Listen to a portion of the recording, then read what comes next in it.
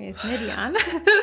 And that's going to tell you a lot about today's podcast. So this is the Sugar Cookie Marketing Podcast. We're a group on Facebook. I'm going to try to sound like Corey, actually. Sure. 46,000 members strong, where we can gather together and get some marketing nuggets, some knowledge and know-how, and some interesting facts and tidbits we take from the group and bring to your ears weekly. Because when you're covered in dough, wouldn't you like to hear people talking about dough? Yeah, bring it. Yeah, love it. Yes. So that is our podcast. If you're not in the Facebook group, Corey's letting people in. Letting them in. Just answer all the questions. Don't do yes. I can't tell if that's real. I never let a yes in. Oh, no, yeah. I just joined a group the other day, and I submitted the answers, and it glitched out, and I had to submit them again. Yeah. Somebody was joining the Cookie College, but it says, hey, what's the email you signed up with? Because that's the only way I know. And they didn't put in an email, so I was like, thanks for trying to attempt to join. You're not allowed. And then a rejoin saying, oh, I'm sorry, it glitched out. I wasn't able to. Yeah. So then I look like a bully. You do. You're right. Me and Zuck. So today's podcast topic, Corey wanted to talk about when marketing's not working. We've always been talking about market. Corey said, we pummel you guys with market. But when it doesn't work, we never really tell you what to do then. We never tell you. I want to say in the end. Marketing always works. That's because marketing always works. So there are ways to fix your marketing when it's not working, but a little guide never hurt nobody. It never hurt. It hadn't hurt me yet. Yeah. I love me. Give me a bulleted list. Give me a numerical list. Heather makes us give me an outline with hierarchical structure. There's this, my favorite app. I think I've talked about it in past podcasts, but it's called Workflowy. It exists solely in lists. Bulleted lists and collapsible. Like my hell. I look at it and I'm like, this is my brain on a website. So when marketing isn't working, I was listening to, I like this podcast. I don't know, YouTube Premium. Yeah. For you plebs who don't have it. Got on it. Do you like it? I've been watching just exclusively 48 hours. But 48 hours with ads, abysmal. 48 hours with no ads. You're just zooming through. I'm like, did you know if you double tap the screen on the right side, it'll fast forward 15 seconds every time? I need to hear every detail. Okay, well, I'm doing it when someone sponsors stuff. But, okay, I was listening to Diary of a CEO. Okay. I don't know. It's a very interesting podcast to me. They have like 5 million followers, but it's not like a fly-by-night thing. And the guy has a lot of knowledge experts on, typically when they're traveling to promote a book. Yeah. So that's kind of what it was. So they had Dr. Daniel Amen, something. Okay. And he is a brain doctor. And his shtick, the title, and I'll put the link to the YouTube podcast in the newsletter. Okay. But it was, I've scanned 250,000 brains. So this guy is a brain health doctor, right? Yeah. And he studies the brains to see, and it's very interesting because they've scanned the brains of serial killers and all these types of brains to see. And he's like, brain structure is who you are. Oh. You know, if you have, and he was talking about the white matter and the wrinkles. I want to say when they have a cat on TikTok that does something dumb, it says, no ridges are bumps, no valleys are lumps. I sent you one about a dog named 2 tennis balls in a row. Anyway, so this guy said that he was working with a lady who was writing a book on appreciation. Okay. So I even looked at the book. You can't get it on Audible. You have to, it's a paperback. Oh. So I was thinking about buying it. But he was like, wait a minute. Gotta turn something? No. I'm gonna turn my screen on. So he said that she came and said, could you scan my brain? She does this appreciation thing and she's real into it. And it's this whole kind of vibe that she was trying to write this book around. So he's like, okay, so he scans her brain and he gets all the baseline functions. And she's like, thanks. And he's like, no, we need you to come back after a day of being extremely negative. It's the counterpoint to being extremely positive. And she was like, no, that'll put me back. I've done so much work. And he's like, no, we need the two comparisons because without a comparison, the information is pointless. So she comes back the next day. She had been super negative, thinking super negative thoughts.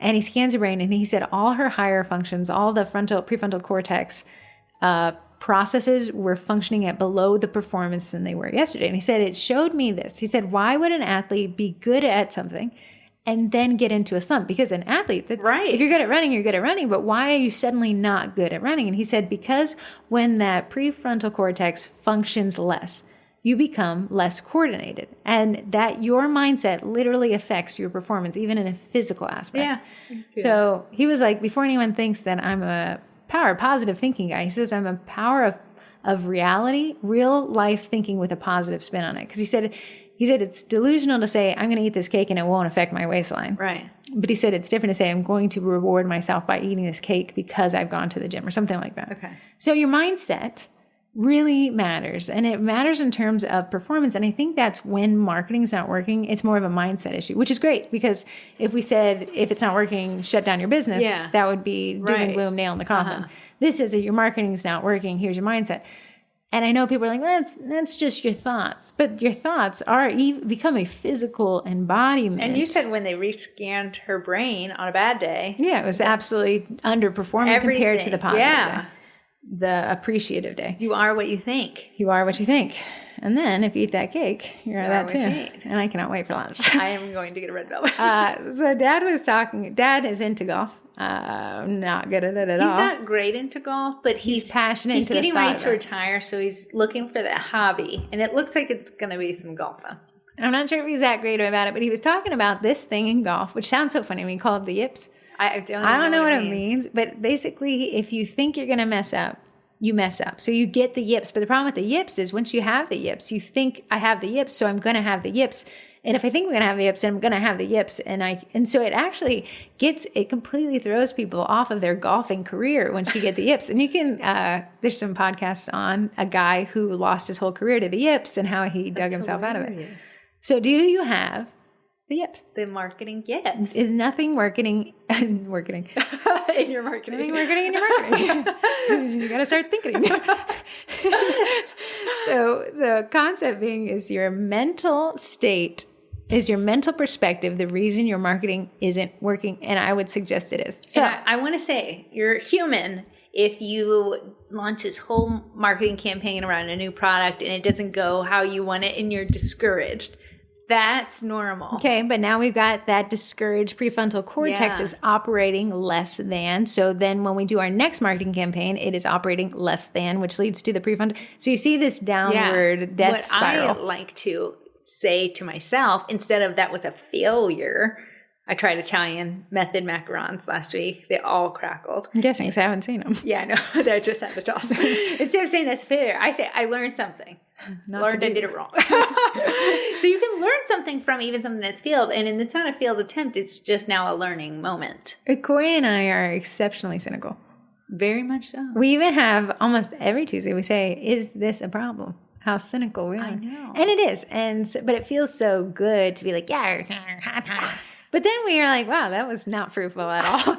It felt good. It felt good in a popcorn. We got to complain all lunchtime. But in reality, we have to be like, okay, get your head out the sand. Yeah. And how can we focus on marketing? And I think a lot of times that is when your marketing is not working. So Corey and I were talking this weekend, about one of our competitors, right? And I said, we could just focus on how annoying it is. Oh, look, they're copying. Oh, look, they're the same verbiage. All the stuff you see posted in the Sugar Cookie Marketing Group. Someone's doing everything I'm doing, and that is a negative outlook. So I said to Corey, instead of rather than focusing on what the other person's doing, what can we focus on that ups your edge? At the end of the day, when you're focusing on your competitors and what they're doing and how they're you're already negative. You can't change them. You cannot change how they're naming stuff, how they're doing stuff, what new products look similar to yours. I always get the whole, somebody's stealing the way I write. It's not directly the way I write, but it's really close. There is no legal. There's no legal. And if there was, I tried to trademark Sugar Cookie Mark. I want to see how trademark worked. I wasted $300. They do not refund you. I had to sit on a website for hours, and I did it wrong. Yeah. Then I had to pay a law firm to do it for us, and that was another $800 to $1,000, and it took 9 months. All that energy. Imagine if we're talking about looking at our competitor and hating that they're stealing our copy, and look, this other thing they launched, and you know what? That's something I offered last year, and it looks really close. All that energy, if we had focused that in our business, we'd be leaps about. You wouldn't even be looking at them. Mm-hmm. And they'd be looking at you thinking, why can I not do that myself? I'm in a sourdough group. I really just like reading. I'm in now a bunch of sourdough groups. I like reading it. Some lady who just started selling this year made a loaf called the OG sourdough loaf. And she's like, someone's copying my OG sourdough loaf name. And someone's like, I'm going to be honest, I've called it that for 20 years. But she was so worried about this local lady that she didn't realize she was copying somebody else. But how much energy is focused? And then if we go back to the brain guy, If that negativity is powering our brain, we're already operating inefficiently, and then we're going to get more negativity because that's what we're focused on. So this is a half a cognitive podcast and then half steps, because I do like, we can't just tell you, have a better mindset and then not give you a path forward. But let's talk about the cognitive side. So Corey says, ask yourself, is your messaging confusing? Focus. Switching product offerings too often can confuse your audience. Now, locally, not to dog on anybody, it's probably a great company, but it's just some companies that are local, we find every day seem to be offering something completely different than the day prior. So I think the company was like a charcuterie company, but happened to do floral arrangements. Okay, there's part of that, diversify your income streams. Then the next day was cupcakes. And I was like, oh, they're beautiful cupcakes. But then the next day it was salads. And the salads looked scrum-diddly-umptious. But then the next day it was croissant sandwiches. Yeah. And within a span of a week, I'm not technically sure what the company does. And it does everything, and in doing so, it does nothing. Yeah, and you did say, someone was like, so you're not doing cupcakes anymore. And she was like, oh, I'm not, but I can for you.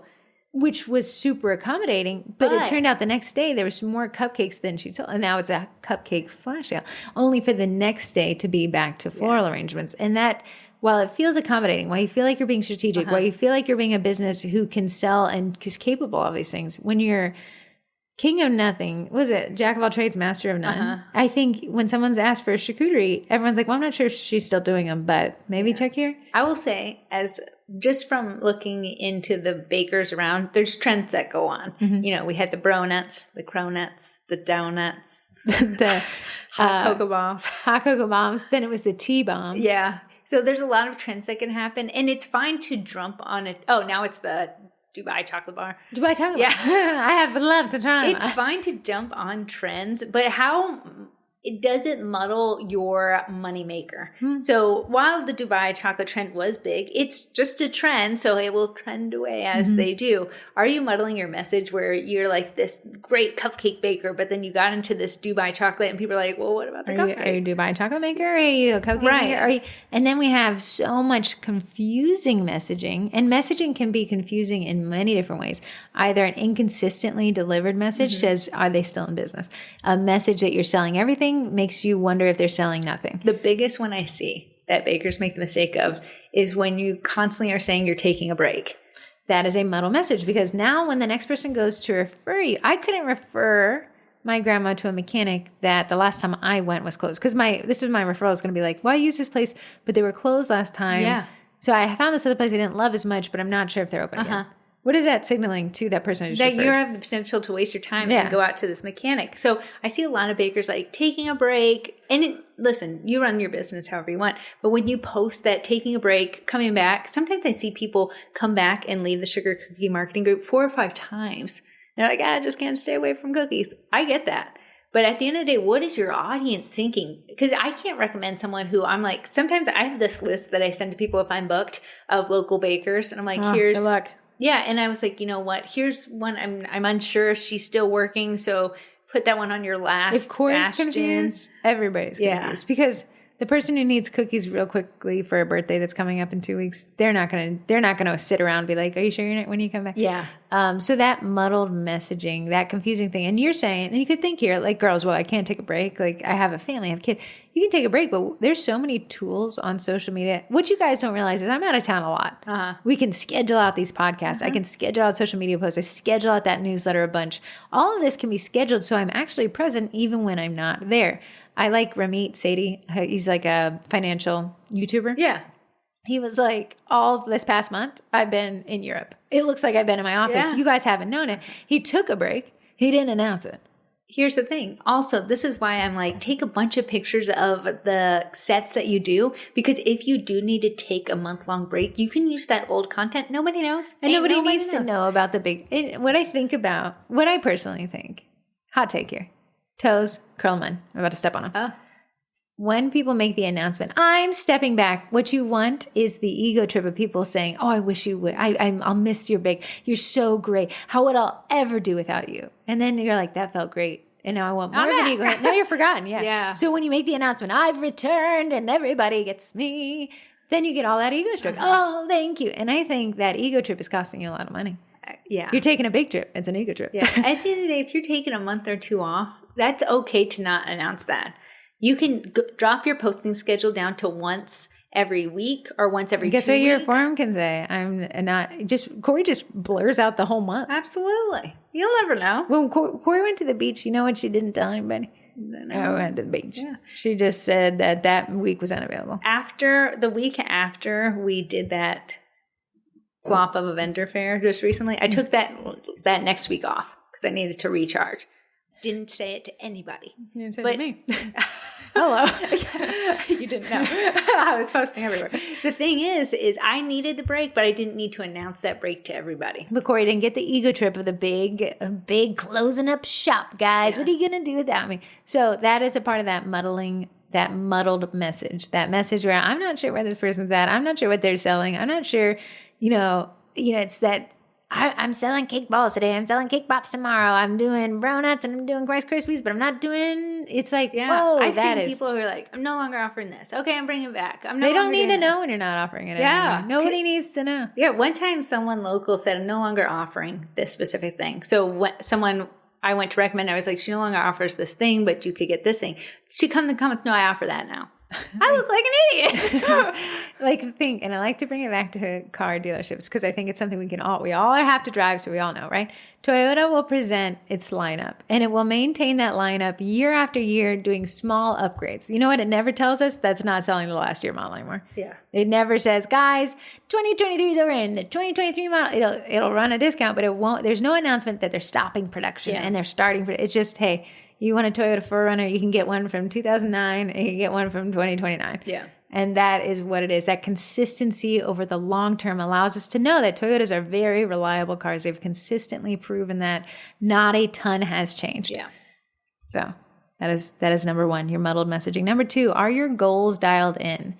Heading in every direction is heading in no direction, right? So I would say instead of going 5 different ways, 1 foot, I would go one way, 5 feet. I'm far more progressed than I would going. So a lot of times we're like, well, my goal is I'd like to start a brick and mortar and I would like to get into my corporate girl era. And the twins had to teach classes, so I want to get into classes. Oh, we wanted to learn macarons and I wanted to learn the Italian method and the French method. Oh, and on that, so many goals that you don't even know which direction you're headed. And goals are good, but you can do short-term goals, long-term goals. But if you are overwhelmed with goals, you'll never reach them. And if there's too many, you won't know where to focus because you won't be able to dig in on one to make any comparative advancement. The biggest thing I see when it comes, like someone's like, I want to teach cookie classes. So I'm going to finally teach cookie classes. Then they'll have one comment on their thread of them trying to, and it'll say, no mommy and me classes, and all of a sudden I'll see them in the groups.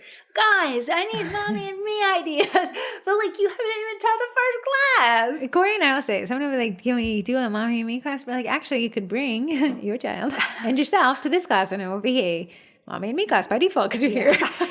But so find yourself, like, what is my goal? Like Corey and I have a Monday morning marketing meeting with the Miracle, right?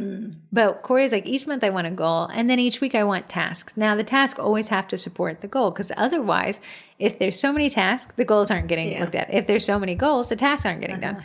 So we'll say, okay, like for my Q, I do quarter goals.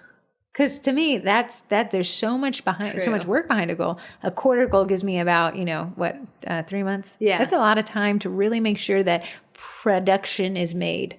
Right. So my quarter 3 goal is the Vendy blending, right? Which launches in quarter 4. So my quarter 3 is like, okay, and Corey's going to talk about this, working it backwards. How many vendors do we need at a minimum? 30. What's the new thing? The 25% off. Okay, we need 30 vendors, 25% off. What's my first step? Get 30 vendors. See if they'll bite for the 25% off. And if they don't, scrap the whole idea. But when we're like, okay, I was thinking about doing a Vendy blending. I was wondering if we could like do this thing, and we did. We are so discombobulated that our marketing can't work as a result of too much going on. Me and Heather call people, the clients we have, ideas people. And what do we call ourselves? Not ideas people. Two ideas people. Action people. When you're working with an ideas person, it's very hard for them to get behind a goal because everything's a great idea. Let's do this, then let's do this. But they've not tracked out the work behind those great ideas. I was telling Corey in my negative lunch session for my bad brain, I was saying, like, someone will tell me to do a task, like a client. And what they don't realize is that is a 4-hour task. And they just gave me 5 of them. Like, that is an entire week of work.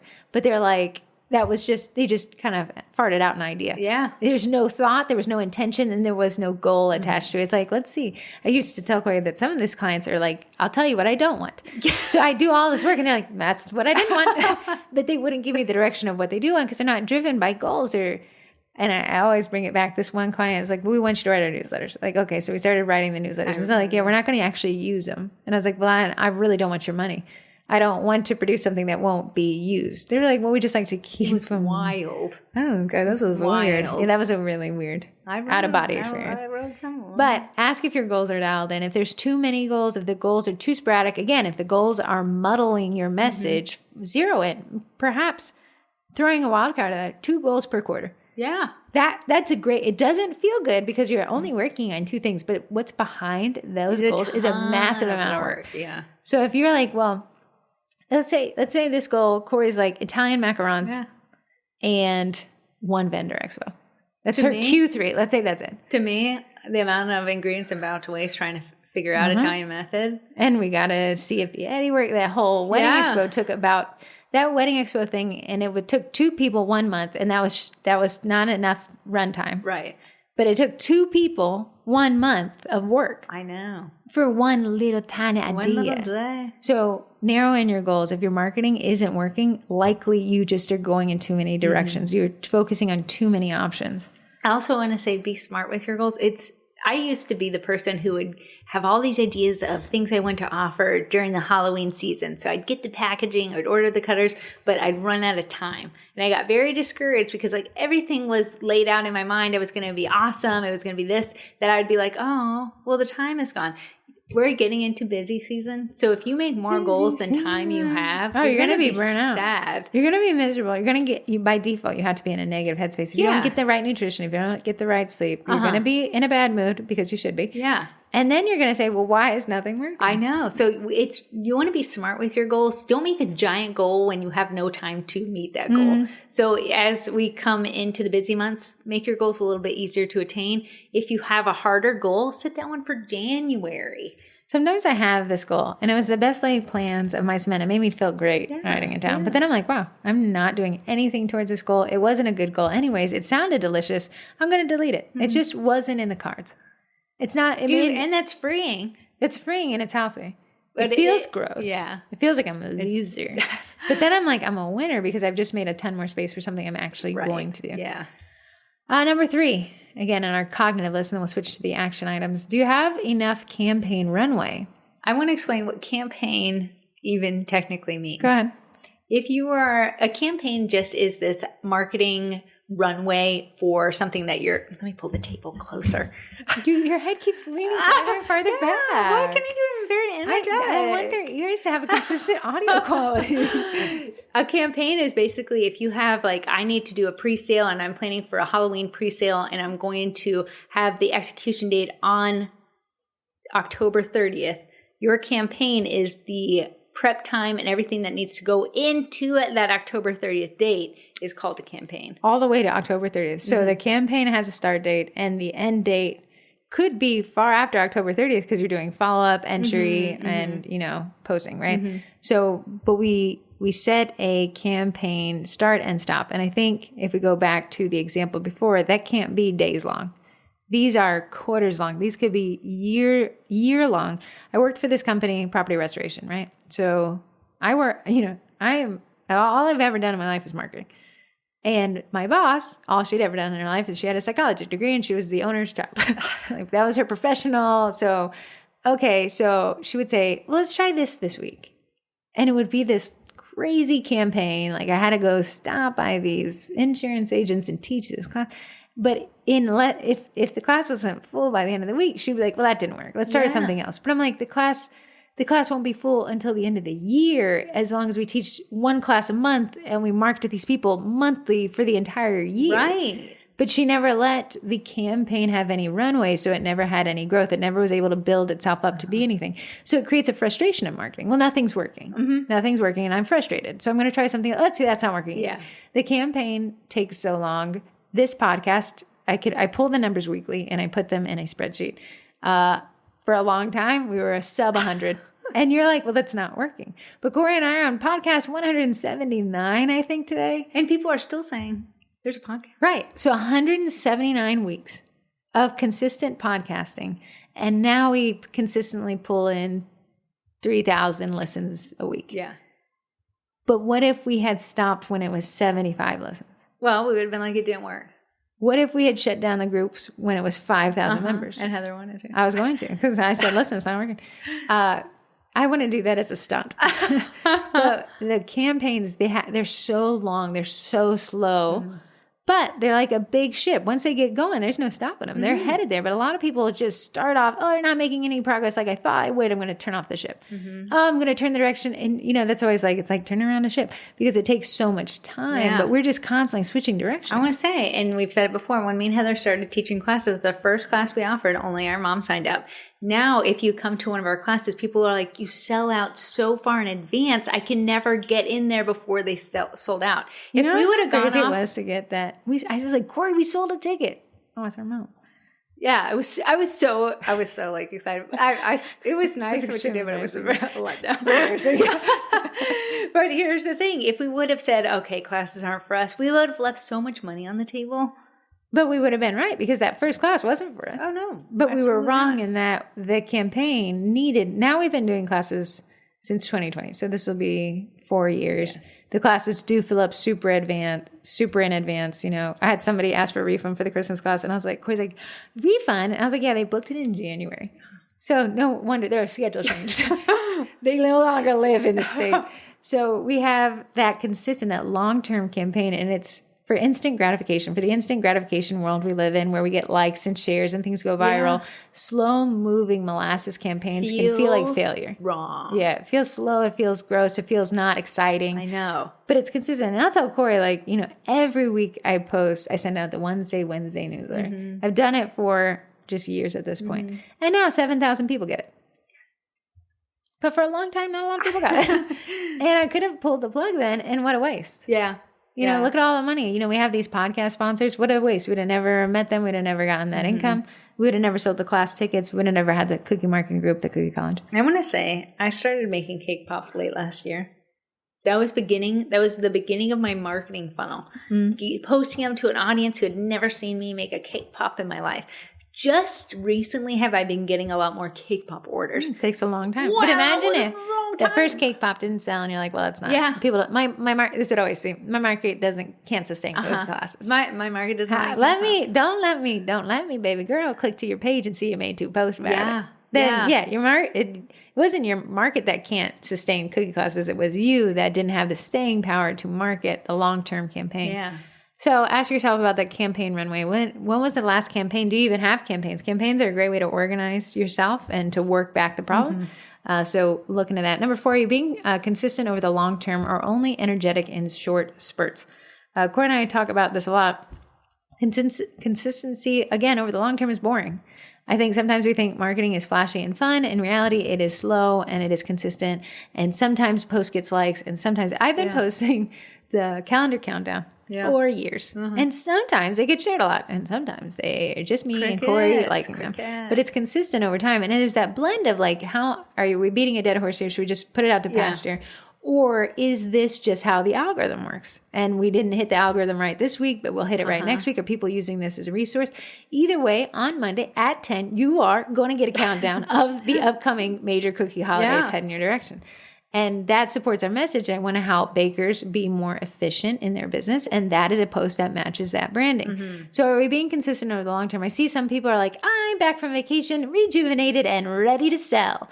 You lose that energy. Sorry, guys. And you see those posts. Got super busy. I didn't die. I'm still here. Or they say, photo dump. I forgot to post all month. Here's what I've done.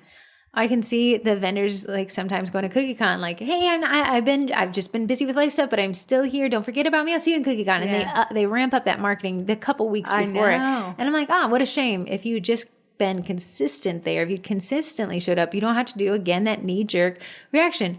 Algorithms, marketing channels, the people receiving the messages, we can't handle whiplash. It's just not how these platforms are designed anymore. And I want to say, Kia, she runs open house baking in the college. She made a great post the other day. She said, got a little too busy, got behind on my marketing. She said, I made a post, but I realized we had fallen out of the feeds.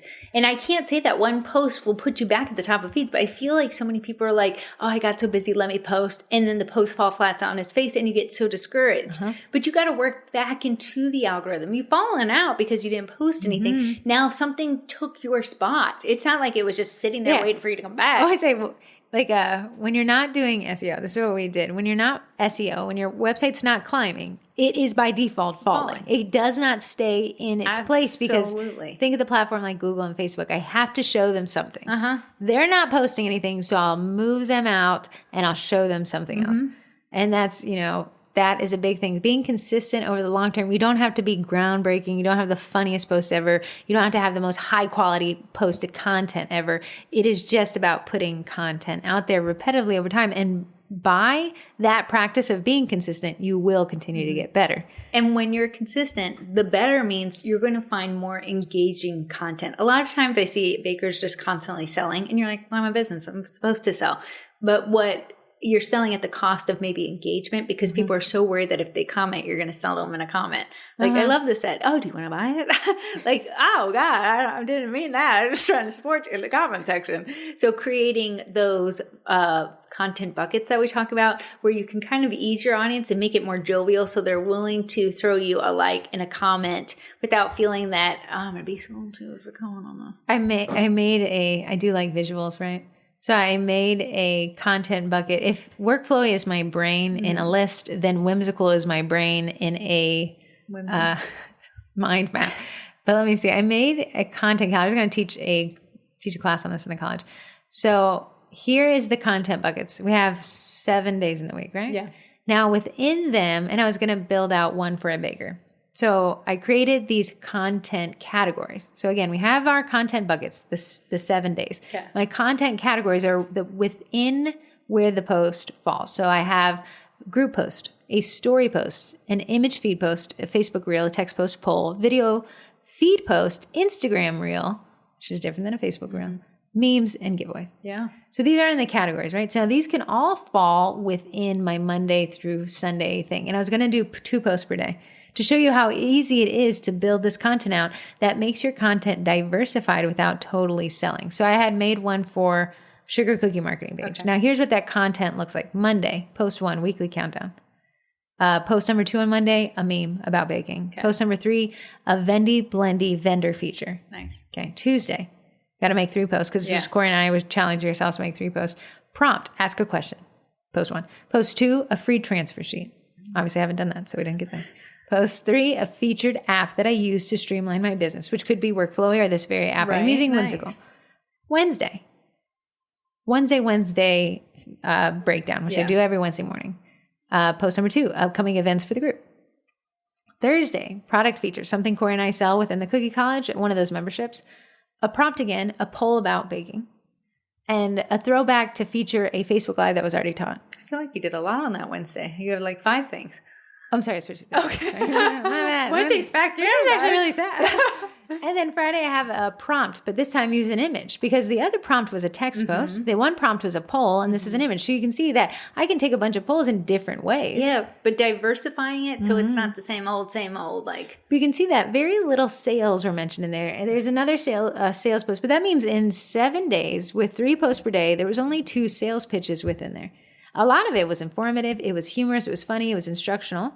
It was directing people to have a conversation, and I can add in these sales posts. So when I go to a baker's page, which is a little different, I understand. Yeah. But I can see like, bye. I'm selling cookies. But what you can do is like, hey guys, where are you finding egg prices? Right. Your community loves it. Hey guys, I'm making a list for my newsletter for the upcoming holiday pumpkin patch season. Does anyone have your favorite list of pumpkin patches? Those are great prompts. My clients with kids, what are we making for food during the week? I'm running out of ideas. Happy first day of school to the teachers. Like that is how you can diversify the content. And then when you add the sales, it's not so like, oh, like, They're selling cookies. Sometimes I see bakers say, I get no comments on my stuff. I go there and it's like you're not even engaging with your own stuff, let alone wanting someone else to engage with it. There's some strategy in there. Get it talking in the comments. Someone was like, I'm just not that kind of person.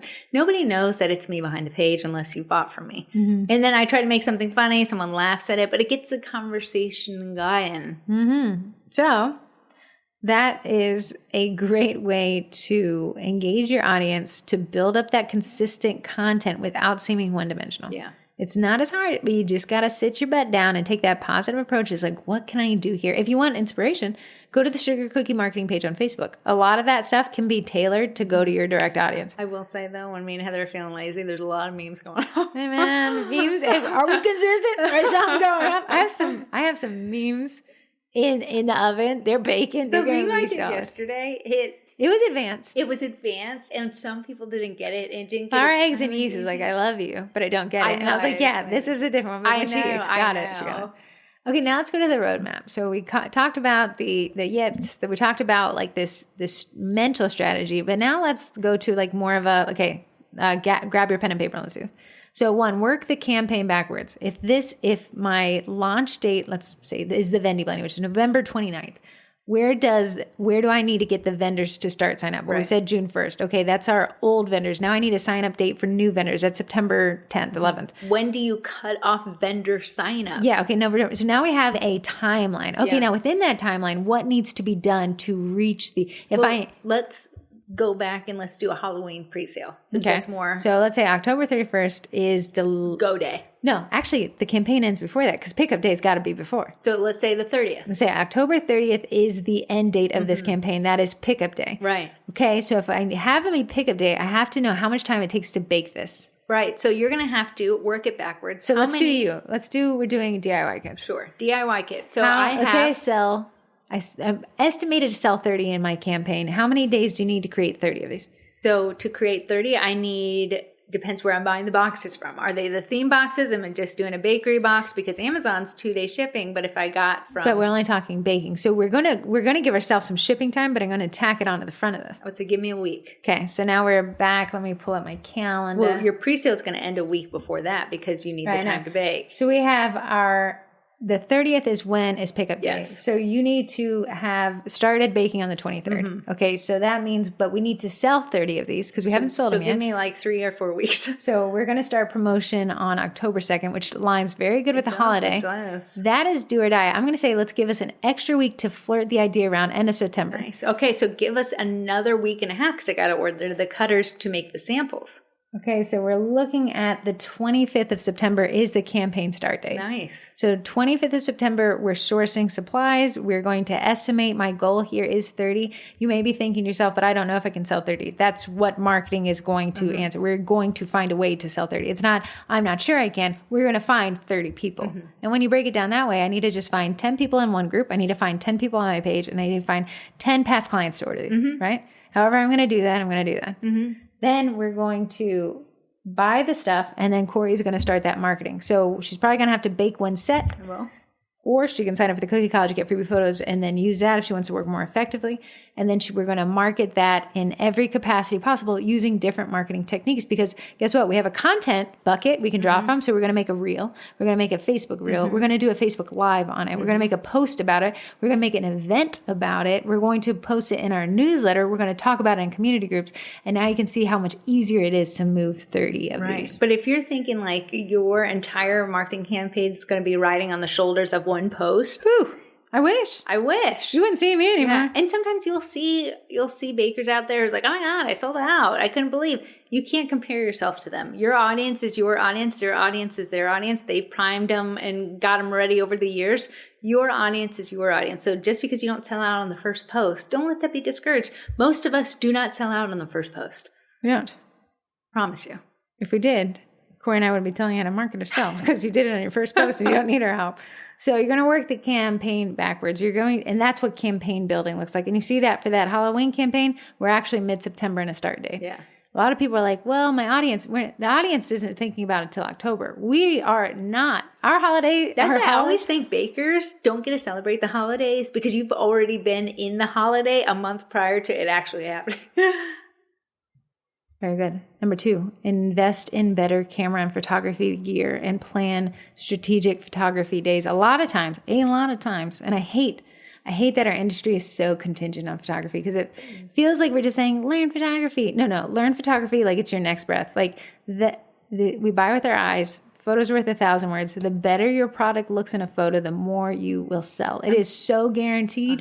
Unfortunately, unlike like bakeries, there's no taste testing. We're eyeballing. So if it looks good in a photo, we're going to assume it's going to taste good in real life. So if you do anything, what I really suggest is giving yourself enough time to take good photos. I see a lot of bakers like, I ran out of time. I don't know. You can, in your workflow, schedule yourself to have an extra 20 minutes before you bag and tag and box to take those photos. I have it was called AE Core Backers, but it's called the Backers Co. now. I have my white matte finish upstairs. It's at just an arm's length. So if I'm running out of time, it's just there. Grab it, put the cookies on there, just make them look like nicely spaced to take a photo. Sometimes that's all I can do. But that is better than a dark photo in a box with a cellophane bag, pushing the light back into my eyes. Well, here's my thing is the person who's listening to this podcast, their marketing's not working. They have all the time in the world. You have all the time.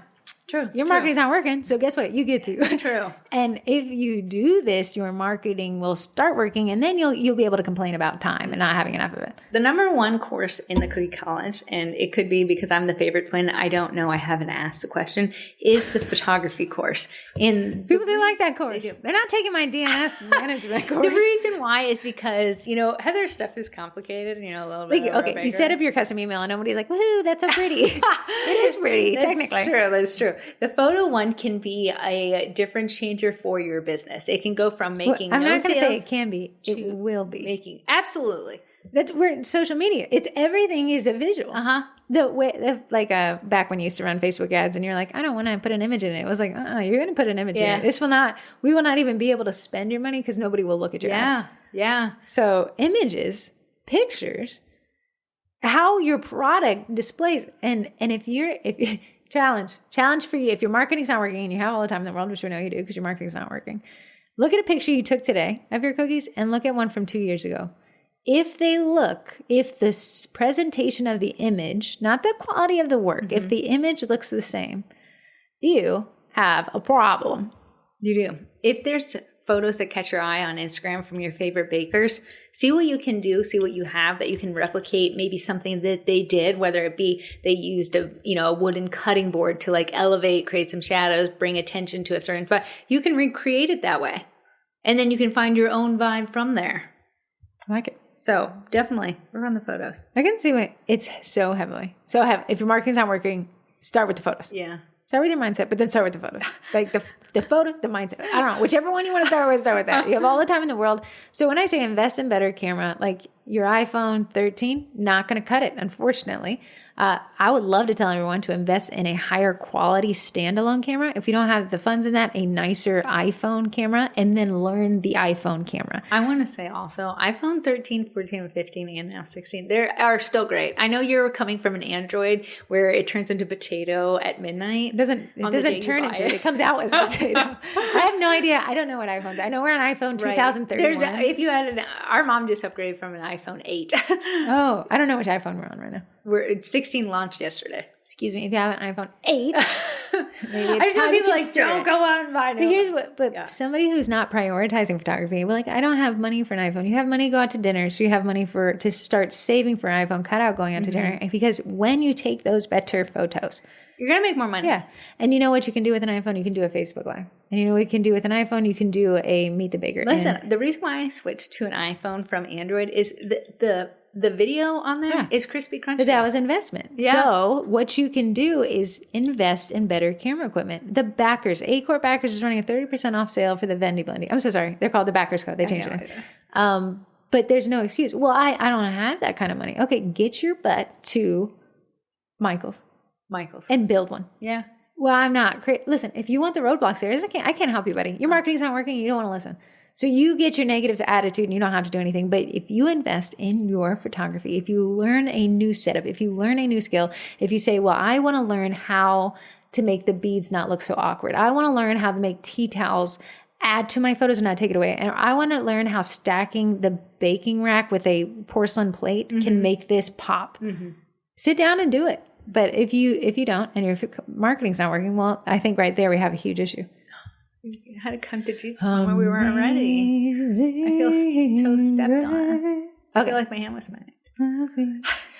Number 3, start adding consistent posting in community groups. My challenge to you, again, your marketing's not working, so you have all the time on your hands, is 2 posts per week that are non-sales and do it for 1 month. So you're looking at 8 posts, and they're different for each community group. I want to say, if you don't know, and I made a post about this, if you post the same identical information in 2 groups and people just like you are in both groups, it truncates in. It looks like you didn't spend any time. Oh, I hate that when they're like, I'm in the group for this Accuray drive and these people are posting in 5 different groups, but it's squished them onto one. And it creates a glitch where you can't even see. Yes. And it looks like this person didn't care enough to create original content. It squishes it. So you're not reaching they're seeing just one of the posts. So we're making unique content in a community group, 2 posts per week, and it has nothing to do with your business. And you're going to think, what's the point of this? Because you're building rapport with not only the admins, but you're going to earn a top contributor badge. It's going to put a little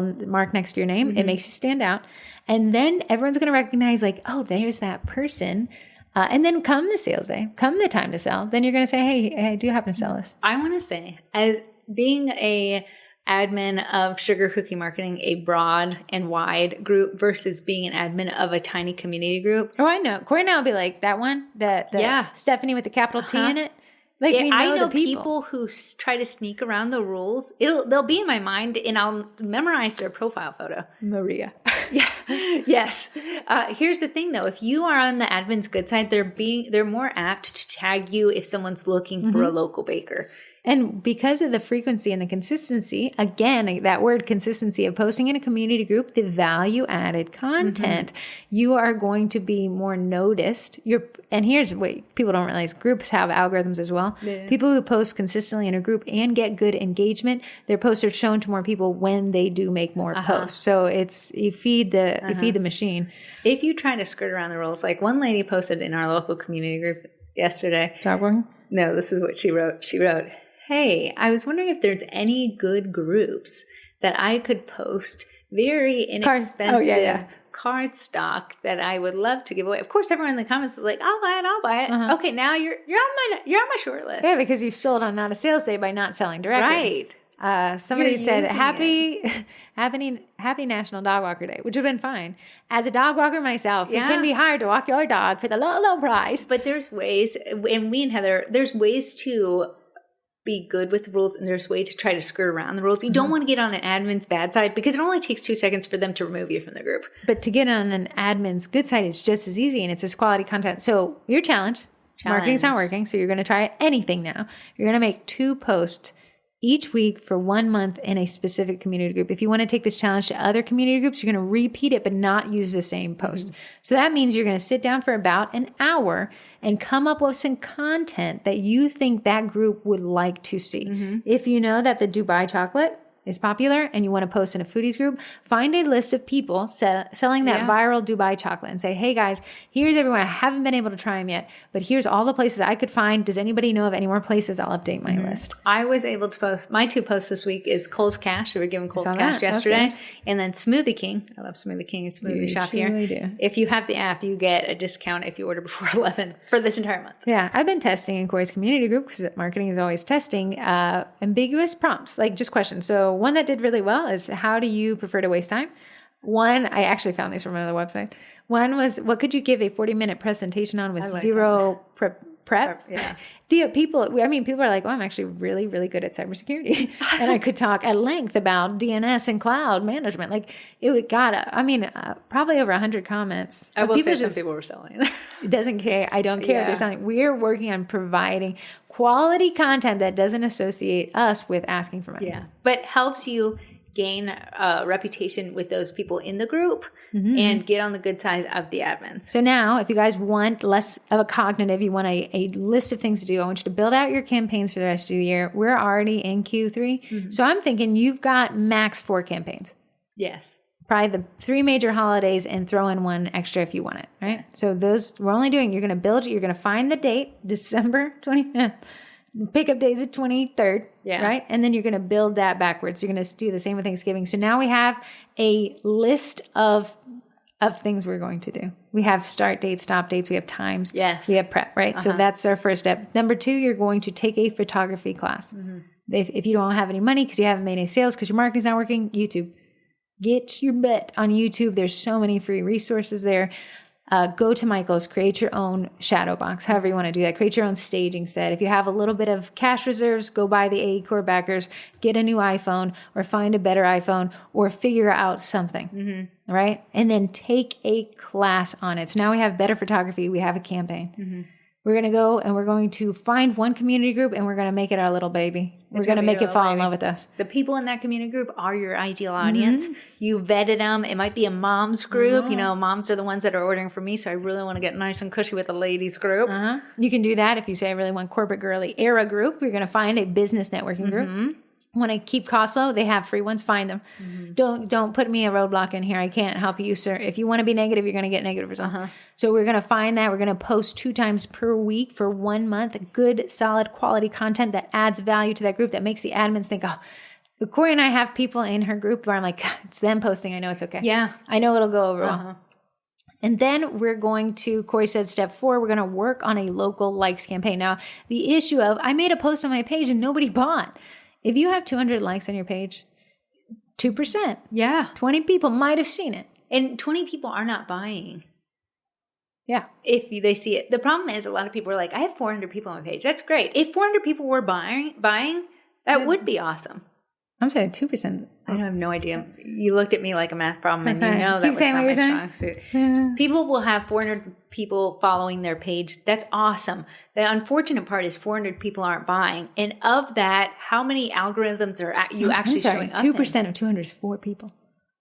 Even more. People aren't even Excuse me, we almost gave you 20. Right.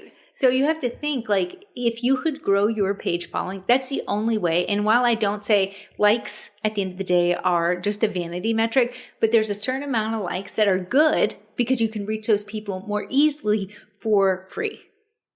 It might take a little money if you run a likes campaign. A lot of people grow their things by doing a giveaway and inviting people to like the page or something like that. Totally fine if you want to do it that way. Just grow your page likes. It's easy to say, I'm not making any sales, but when you only have 50 people following your page, it would be hard. That then would you're be looking tough. at an average of 1 person. And if you're inconsistent in posting, you're not even getting that 1 person. You aren't. But then you could look at my page. Oh, yeah, 3,000 people. No, a lot of them are bakers. A lot of them are bakers. So you know what Corey's doing, the community posting thing. She made a list of local apple orchards. Little apple orchards. Little apples. So what it is we're going to work on the likes campaign. We have all the time in the world. Our marketing's not working. So what do we have to lose here? We're going to make our one sales post some contest. If you like my page, I'm giving away something because we have been investing in that group. So it doesn't look like we're selling. Yeah. When they get to our page, well, we've been posting consistently. We've been posting at least twice a day on our different buckets. Yeah. So it's diverse content. It's not being sold to completely. And that content creates conversation, which allows more people to be reached. In the college, we do have Pods Day, Engagement Pods Day, and we have one for Instagram, one for Facebook. It really does allow people, when someone comments on a post, it's more apt to get higher in the algorithm, reach more people. If you don't have money to join the college right now, you can do a little engagement pod with your friends and family.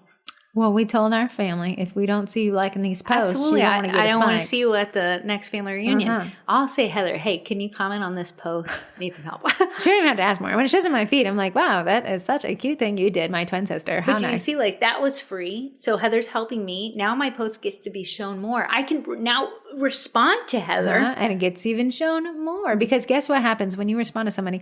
It pings me. I access the app. And then I go onto Facebook. And Facebook's like, look, it traps more people onto our app where we can serve ads. Let's show it to more people. And you can build up just from that. You can start building up engagement.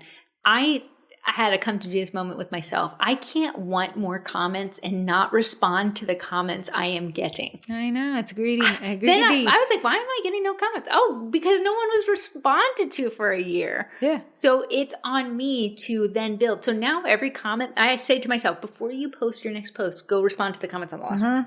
There should be no orphaned, lonely but all they did was a heart. Be like, thank you so much for that support. Yeah, thank you so much. It means so much that you took the time to give me a little heart. Well, then I said, nice. Tell them thank you for so much for calling. You're so nice. You're so nice. That was nice of you to call me nice. Right. We're both very nice. When you're saying like, oh, I don't know, I didn't make any sales, and someone's like, oh, do you offer this? And you left them ghosted. They probably moved on to another your marketing is not working, so you have all the time in the world. Go back and reply to those comments.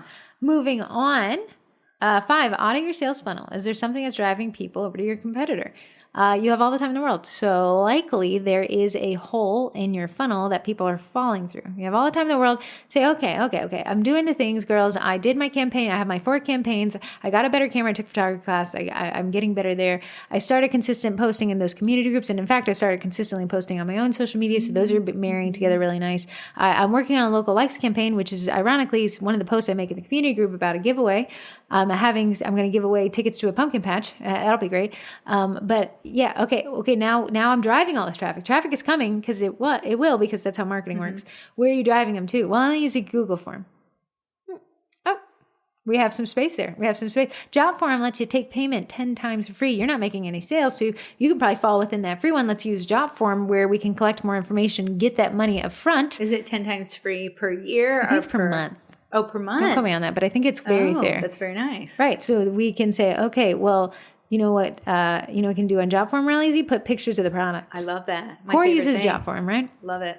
If you have even more time on your hands, make a Square website that creates a portfolio. Not only a portfolio, a catalog of products people can add to cart. Because when people are likely ordering something, the odds of them ordering more than one thing, free shipping after $35. That has been the best thing. Is to just list like what else I offer, because they're adding random things that they didn't know I had. Right. So Corey will say, do you want sugar cookies? Yeah, I'll take one. But while we're here, would you like to add some cake pops? We'll kind of diversify, make it look like more of a gift, add more food. Yeah. And you'll be the favorite person at the party. So they love to talk themselves up to us. Yeah. Okay. So let's say, oh, well, I don't know. They don't seem to reply to my message on Facebook. There's you found a hole. How can we get them? Well, it seems like my price. Can we put that price sooner in the conversation? Well, I'm not really good with communicating. I know AI can help us. Can we get AI involved in this? Well, I mean, when they get to my website, is your website confusing? Let's go through it. Well, during the checkout process, can we streamline the checkout process? Well, the follow-up, are you sending out a newsletter? The people who've ordered from you are the warmest leads, the cheapest leads you've ever had. What's your follow-up? Like, well, I don't have a newsletter. Bam, right there. That's where your marketing's not working, not marketing. I once signed up for a sourdough class, filled out the little form. Left MIA, missing in action. But never got a response. Never got a follow-up. You didn't know that they were taking another break. I had no idea. You needed to go to their page they hadn't posted to in 2 years. You realized you're taking a break. So you lost me. Plus, I was going to go with someone else I knew. But the sourdough class teacher is like, well, my marketing's not working. No one's signing up for sourdough. Nobody said, no, can't get anyone to sign up. It's just ghosting. And then if you can handle this, if comparison is not the thief of joy and you understand that looking over your shoulder and see what's working for somebody else can work for you, audit your competition. If you're already in a negative headspace because you think somebody's stealing from you, you're not here, baby girl. You can't listen to this step. But if you're like, okay, and Corey and I do that a lot. We're like, hey, here's somebody who's trying to enter our same space. What are they doing better? Oh, shoot. Look at that. That was good. That was solid stuff. Nice, I'm not going to steal it from them, but how can I incorporate this, a version of this that works for us? But but if we caught ourselves like, let's just, they're doing this. Like that was our idea. They did change it. Now we can't. That's so frustrating. You know what I'm going to do? I'm just going to look at, I'm going to say, okay, that was slick. That was a good idea. What can we borrow from this? What can we take in this and implement to make us even shinier? Yeah. And then you can say, okay, go through your competitor's checkout process. Say, ooh, that was delicious. Oh, that was easy. That was easier than mine. Yeah. Oh, what are they using? If you right click and inspect on any website, it'll tell you who built it. There's a plugin called Built With on Google Chrome. They'll tell you the website builder they're using. You don't have to create something. You can just reverse engineer the wheel. And almost going through someone else's website, you can be like, okay, that was a little confusing. Is mine confusing at this same point? Oh, look, that banner. Why would they do that? Okay, I'm not going to do that. I'm going to make this a little different. Yeah. Oh, that banner was super slick. Heather, I have a website, but I also like the form because it just helps me get all the information in one spot. bought. The thing I said, if I went through my own form, I'd get frustrated because the calendar to book is farther at the bottom. Corey said, I would think it's disrespectful to make everyone fill everything out and then say I'm booked for that day. So we're like, I didn't even think of that. That would make me frustrated. Yeah. Corey's like, I'm very specific on the days I want to work. So we moved the calendar day to the very top of the form so that they don't even have to waste any time. I'm not wasting your time. You're not going to get a bad taste in your mouth because I wasted it. Mm-hmm. So we're auditing what our competitors do because we're in the right headspace. We're in a positive mindset. We're going to say, they're doing that great. Can I do it a little better? If you aren't booked because your marketing isn't working, you can move your calendar down. At the end of the day, we want to make that checkout as fast as possible. Uh-huh. You're wide open, buddy. We don't even... When do you want to pick this up? We don't even really need your When do you want to pick this up? Yeah, so what you can do is it's always ebbing and flowing. I know we're getting into the busy season, so I want my calendar at the top because I'm booking out farther. If you need more orders, make your checkout process smaller. Stop sending them a book of words of like, oh, no. We don't need to put the disclaimers up front and center. Right. There's no disclaimers. There's no, We want your work. We can still link them and we can still have our policies, but our policies are more bendy. They're more flexible when we have no work. And I love doing that. Like Corey and I will be like, oh, we're not selling this last class seat. Yeah. That's clear. You want to do a mommy and me ticket? You want a half price for your kiddo? And that's because we have the policies in place that we can enforce them, but we also have them in place so we can bend them. And you can say, well, girls, you said my prices are my prices. Run. Blacklisted. But this is a business. We need the money. We need the income. If our marketing is not working, that's because of something we're doing. It's delicious. I love that. The reason your marketing isn't working is because of you, because we can solve it. Yeah. If your marketing isn't working because of something we cannot fix, well, then you're out of business. Yeah. But I can guarantee you, we've seen tens of thousands of people run through the Sugar Cookie Marketing Group. They're paying their mortgages. They're buying new cars. They're sending their kids to private schools. They're sending their kids to college because marketing works. So great. Then we know that the problem is you. And that's great to know that the problem is you because we can fix you. In our day job, we love when we get a client that's like, it's not working. I, as a marketing agency, love to hear it's just not working because I don't want you to be good at it. Yeah. If you're good at it, then I don't know. We can always resuscitate. Yeah. If they think we can raise two things from the dead, that's different. But the first raise from the dead, call us Lazarus because that is going to. So it's room to improve. If something's not working, there's room to improve. It doesn't mean you're dead in the water. There means that you just have to dive into a little bit, tweak a few things, bend a few other things, and it can get to working for you. Okay, that was it. That was a podcast. Wow. You were a little spicy today.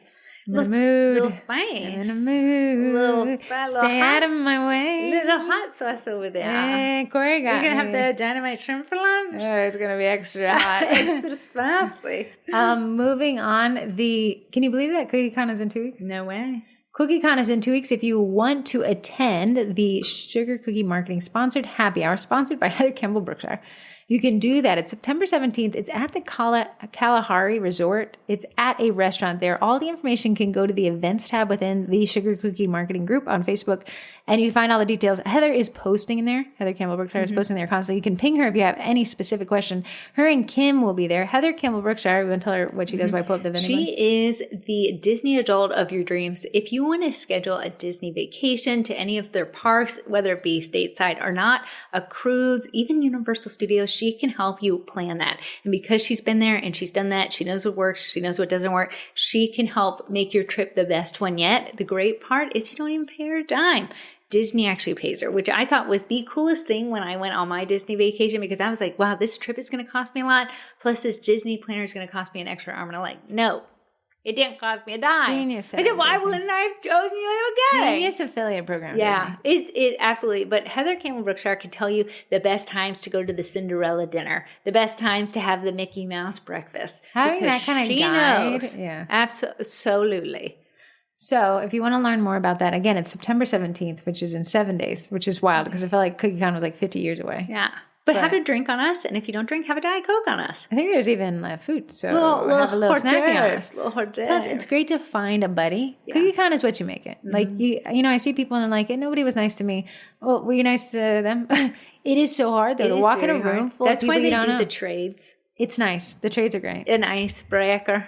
An icebreaker, but if you want an icebreaker the day it's before it starts, that's a great one. There. And if you're like, well, I don't know anybody and nobody, and they talk to me, they all don't know each other either. Just walk nobody in and knows say, is Corey your favorite twin? Everyone that says yes, that's your buddy. They're not the one you need to be talking to. Ignore them and say, I'm here for a free drink. Create a little circle around those people. Heather Campbell Berkshire is running it, and Heather Miracle is behind Too the scenes. many Heathers. We need a little Corey, a little Corey in there. You have Kim. Okay, that is that happy hour. If you'd like to sign up to TJ Facebook Live, I think we got a little dry spell. A little dry. I think we need some Facebook Lives. You Italian macaron people, I could use a little help. That would be great. sugarcookiemarketing.com/lives. Me and Heather are going to start name it. It's live, just singular. Okay.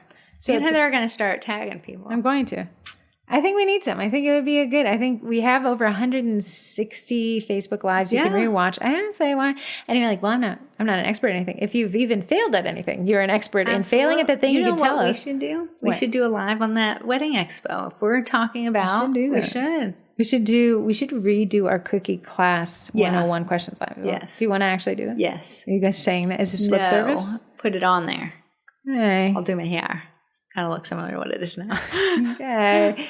Moving on to the Vendy Blendy. We officially have 49 Vendies. 49? Yeah. When are you cutting it off? We'll have to open it actually for new vendors. I should have that up this week for new vendors. But we have, let me just see what I pinned here because I did all the stats. I post about it every 2 weeks on Mondays. Mm-hmm. Consistency is key. So my Vendy Blendy numbers yesterday were, it's 80 days away. 80 days? Mm-hmm. Why does that sound not very much? Because it's not. Total Vendies, 49. Total Pendies as of this morning, 1,818. Is that good? We're far ahead than we were last year because we started the promotion. Nice. This time last year, there was 0 because we hadn't started it yet. Door prize total. So every vendor can do a door prize on their own, and then all of their vendor fees to sign up go toward door prize. That's this number. Nice. I still have some people outstanding, but I got to give you some hard facts. So these are within the solid number, $8,565.05 in door prizes are up for grabs. And listen, the door prizes, you can win them, no purchase necessary. Mm-hmm. You don't have to do anything. You don't have to spend a single cent. You could still take home. Wow. The Vendy sign up, if you want to be a vendor this year, I'll have that up in the group and I will pummel you with reminders because consistency is key. The Pendy sign up, you can search Vendy Blendy on Facebook and find that. And if you want to see the list of vendors, you can go to thevendys.com where you can read all 49, many of which are actually offering more than the 25% minimum. That is, I would say, suggestion, go to thevendys.com. You can see the 49 vendors. And you can start pre-shopping the thing. Yeah. We're a little early. I'm not going to say that all that stuff will be available but you can start building out that list of like things you want. Because if your marketing's not working, you have all the time in the world. Might as well spend it. All the money to spend. I know, spending. But maybe you can implement today's podcast and have enough money by the time. And plan ahead. There's your goal. I have a goal to make this much. I need to have this much by November 29th. Yes, let me work back the campaign. Mm-hmm. So the Vendy Blendy, someone asked the other day, she said, I see this posted all the time. I don't really know what it is. My little numbers total. Yeah. And I was like, it's actually this one day event. It's 24 hours long. It's on November 29th. For that whole day, you can get 25% off or more from a list of vendors who paid to sell to you. Yeah. There's no catch there. I said, I know it sounds like a giant, huzzah, you have to give me your left arm. I said, but no, it's actually a complete win for the shoppers. The vendors make money because of the amount of people shopping. And I said, even if you didn't do anything, they just door prizes. And all she replied back with was probably 60 exclamation points. I said, that's the Vendy Blendy. That is NG the vibe we need. The vibe. That is what we need. Okay, moving on. The Cookie College dropped its Build Your Own Skeleton class. It did. So, I would like to tell you, if you're thinking about holding my toes to the fire here. Okay. I've then stepped on everybody else's, might as well step on my own. I am teaching a Shopify course in the Cookie College. I built Corey's website on Shopify. I actually used Shopify over a decade ago, so it had been a little cobwebby. Yeah. But I was like, it was very good. It's not so bad. And then I'll tell you, we'll use a free, I'll tell you their theme library. Some of their themes cost money. Some of them are completely free. Is it a one-time fee or is it a monthly? All of these are monthly. But the theme can be an additional cost, or they have some free options. And then I can show you actually some places where you can find some really cheap options that are not included in the Shopify store. But I'll walk you through. I built Corey's website on there. We're going to build out a website. And then if you're in the college, I hate giving away my guys. But there's a vendor I've used on Upwork who I get to make edits when they're farther out of my skill set. Loves her people. She keeps them very near and dear to her heart. Vlad. Yeah, I have a bunch of my guys, my little guys. So that is a Cookie College. The Cookie College is a membership. It's 5 different memberships. The best membership is the top tier, the Cookie College, which is $76 a month. It includes all the other memberships plus its own content. Did we popcorn price you? Yes. Is there a podcast on what popcorn pricing is? Also, yes. Search it. That means we give you the most and it's the best bang for your buck. It's done in purpose because I want you in that membership that includes that private Facebook group and that you're going to be more successful if we can hold your hand in there. So we want you to be a part of the Cookie College because it's guaranteed more success than trying to do pieces on your own. So that's why we've priced it the way we have. Let's say your marketing's not working. Sure. Right? And you have $76. Sure. That's all you got. You have all the time in the world because your marketing's not working. You're going to sign up for the Cookie College. And for 1 month, you're going to sign up and immediately cancel my membership at the end of the month. For 1 month, you're going to take every photography class.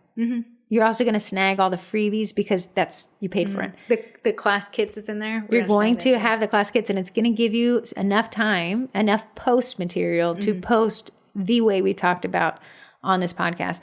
Your first class may not sell out, but you now have 24 classes that you can promote because you have a campaign now.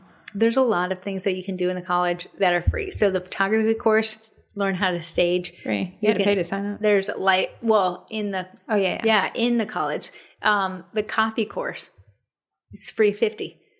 Free $50. But that is going to help you get people to Corey said free $50. Play on words. It's not an additional cost. It's going to get people to stop. Heather's saying there's cost associated with Shopify, but Heather walks you through Google Forms in there. Google Forms is also free. So if you're like, I only have the $76, there's a lot of things you can learn in the college. Facebook setup, Instagram setup, free. All Using free. your phone to record content, free. Tanya Clowers taught a TikTok on how to film TikToks, free. You just need a phone. I think she films it from her phone. Yeah, she does.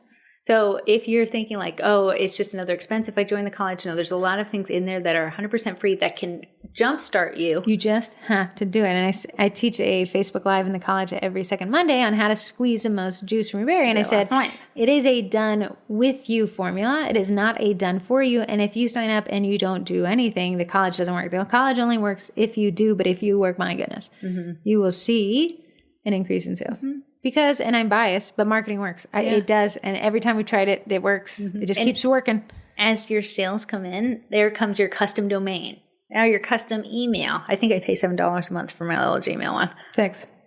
7. It changed. It did? Yeah, it's $7. Bum. I know. It always gets me in the morning. But as you make more sales, you can start implementing a little bit more of the paid stuff, make yourself look more professional. It's a stepping stone thing. If you go in there and you're overwhelmed and you have no goals, like me and Heather just talked about, you're gonna move nowhere. I have a course it's called Eat That Frog. You can buy the book by Brian Tracy, but basically it says if you had to eat a frog, would you eat it at the first thing in the morning or the last thing in the day? If you ate it the first thing in the morning, you don't have to think about eating a frog. So that is that goal setting perspective. And that's how I always say start there, because if you don't know where you're headed, I can't help you get there. Amen. So thecookiecollege.com is you can find more information on that. If you have a question, you can always post it in the Sugar Cookie Marketing Group. Just make sure you tag a twin, Heather Miracle or Corey Mira. I try to update Dad's name on Facebook. Dad's Glenn Mira. It's sorry, this is made up. Sorry, Glenn Mira. You're still Glenn Mira. Okay, moving on here to our sponsors. AE Core Backers rebranded to The Backers Co. Really cute. I really like the new name. Very cute. They did it for clarification purpose because there's more to that business than just the photography backdrop. So The Backers Co., the discount code Sugar Cookies, all caps, plural, still works to get you 20% off, but they have it fits in with this podcast, that photography challenge. They have 20% off. You can get a backdrop. If you started with one, get the Polar White. Well, they don't do Polar White. It's the white matte finish. White matte finish. Snag that one. It's very versatile. It's food safe. It's stain proof as long as you're not absolutely baking it in something. Scratch resistant matte, so you're not going to get the glare from it. So if you don't have a lot of money because your marketing's not working, you haven't made any, you can stretch this guy to do a lot for you. The boards I've had lasted years. So if you treat them right, they'll last you for a long time. That and your spouse right there. We can take that lesson all the way back. Very. So let's say you snag the Backers Co. backdrop and you really invest in that photography. You're going to see an increase in sales because we buy with our eyes. Photos worth 1,000 words. Photography is king in the terms of online marketing. Yeah. Next up is Eddie, edible food printer, the best boyfriend you ever did have. Eddie is a direct-to-food printer. And if you're at CookieCon and you see Freddie, can you post about it in the Can group? you please Corey and I tell are not me? going to be there. Yeah. It'll be in the vendor hall, allegedly. So Eddie is a direct-to-food printer. Supposedly Freddie, his brother, is a icing cookie contraption. Is this polyamory? 2 boyfriends? I have you've no ever had? idea. I'm willing. Throuple? But Eddie is the podcast sponsor. It's direct to food. It has allowed me to take my corporate girly era to the next level and to take last minute orders. So I just got an order for 8 dozen in 2 weeks. Typically I'd say no, but she only wanted Eddie printed cookies. Which is so funny because people are like, ain't nobody going to want that. Those corporate people, for some other reason, it hasn't been a headlock. Someone's like, do you print? I sure do. Unfortunately. That Eddie is such, Corey and I, that's the Wedding Vendor Expo. No, we should call it the Wedding. Because we used Eddie to see if we could print on demand. Turns out we were outside in a windstorm, but it did work and it did cause quite the commotion. Eddie doesn't take away from your hand piping. If anything, it can help it by replacing all the airbrush and the stencils, which I absolutely hate. I've not undone my airbrush. If you tried to recreate Taylor Swift's, what was that? Ombre. It's like this backdrop of clouds, from Lover, I think. If you try to do that with an airbrush, and I saw a lot of people saying, how did they do this? And everyone's like, well, you could try painting it. But everyone's like, Eddie, that would take the guesswork out. I did for my Taylor Swift. It works out so well. That's great. It's hard to create the blending of colors with no definable lines. I know. So Eddie is direct to food. If you wanted to use him as a backdrop on your handpipe cookies, that's awesome. He adds a lot. It makes your life a lot easier. I will be taking pictures of my 8 dozen. Oh, it's a Pilates studio? It's a Pilates studio. I want to see you stretching. I want a picture of you doing a Pilates pose. Yeah, in front of Eddie. Holding Eddie above my head. I love it. Eddie has a printer users group online on Facebook. If you want to get in there, you can see what people are asking, what people are doing, how people are using Eddie. It's a great group to just ask all your questions if you need to. A little bit of stroke there. Okay, do life. Then we have Bakety Bake by Royal. Oh no, Royal Batch by Bakety Bake. Corey's meme she posted yesterday. It said, "Can I buy a cookie with royal icing? Me, we only take cash. Manager, can I talk to him? If you get it, can I buy a cookie and I'll pay you in royal icing?" As a play on words there. But if you are interested in upping your royal icing game, the Royal Batch by Bakety Bake meringue powder has everything you need to be the best that there is. Now, code TWINS gets you 10% off. Probably snag you free shipping, but I know that they have taste tests. If you're in CookieCon, I think they will be in the vendor hall.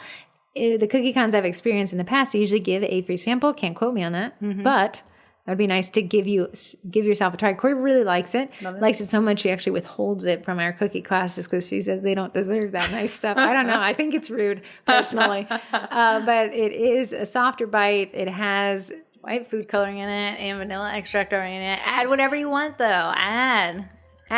Take out. But yeah, you don't need to. So in a way, in a roundabout way, it's not the cheapest, but it does save money in terms of other ingredients. The big kicker and why she likes it so much is it changes the dry time and it helps with icing bleed. I do love it. I think it's easier to work with. Silky smooth. Lays down fine. Doesn't separate as fast in the bags. Yeah. So a lot of times what I'll do is before work, make the icing colors. Come back after work, flood the cookies and make the set. You go to work. Interesting. Last you said you weren't going to work and you took off the whole... That was a week and you didn't know. Week of work. You took off this week, you boob. I was working remotely. Do you have a Twinterest? A Twinterest? You got a new laptop. Oh, Corey? Corey only works from laptops. I only work from towers, so desktop computers. The rule of thumb is technology advances every 4 years. So every 4 years, you should consider upgrading your technology so you can upkeep. Unfortunately, my tower computer is my baby. Yeah, this thing has been such a workhorse. But Photoshop... I feel like you've upgraded him more recent. 2019. I've had my Labby top since 2017. Yeah. So when I started running, I think I updated Photoshop, which incorporated that AI component. I cannot get that thing to not give me freaky stuff. The computer started saying like, "Wow, this is exceeding what your GPU can do," and I was like, a bummer, like because you're like, "Oh, this is It's not you, it's me. So I said to Corey, let's invest in new upgraded technology laptops. So I've switched over to a laptop. I am mobile now. Heather has to make herself use it. I use them just Corey only has it, so she has to use it. Yeah. So that is our twin twist. So it's a Dell XP. I like the Dell XPS line. I've always enjoyed those computers. I'm not a Mac user, so I stay in the ecosphere of Microsoft and Windows. Mm-hmm. And Dell has always been pretty solid. So my tower is Dell. Corey's laptop is Dell. Computer I had before that was Dell, and now we have these Dell. Yeah. I will say I did have an Apple laptop at one point. You did? Before my time. Well, it wasn't. When I was married, right? Before my time. And then I had used that. It wasn't as easy as a Dell. So I went back. A Dell. She's taking a break. Years. Oh. Mm-hmm. She always takes a break. Yeah, she's done the years before. She said, I'll be very old by the next time you see me. She said she built her life and she wants to live it. Well, she's given us a lot of good music. Speaking of Adele, so did you not like the Mac?